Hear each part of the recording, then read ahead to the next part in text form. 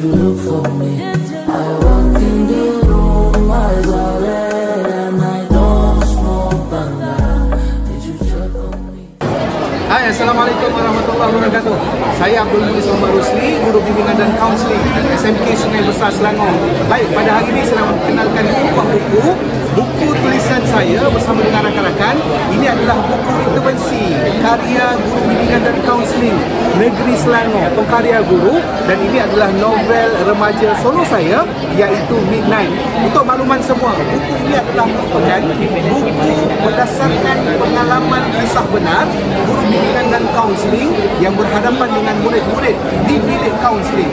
Namun cerita yang penuh dengan emosi, penuh dengan pengajaran, kita sorokkan dan kita ambil iktibar dan kita tuahkan dalam bentuk buku supaya dia menjadi pengajaran kepada mereka yang membaca.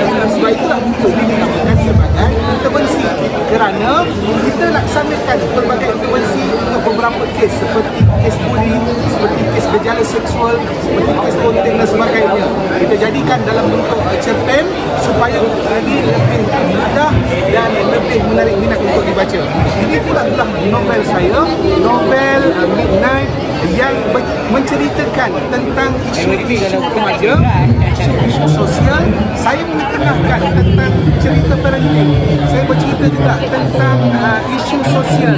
Saya bercerita juga tentang lari dari rumah. Dan buku ini bukan hanya sekadar cerita Midnight, tetapi ada banyak pengajaran khusus untuk pembaca-pembaca remaja dan juga dewasa di luar sana. Jadi, datang ke Pesta Buku Antarabangsa dan dapatkan kedua-dua buku ini. Terima kasih. Dia telah mengubah kehidupan dia.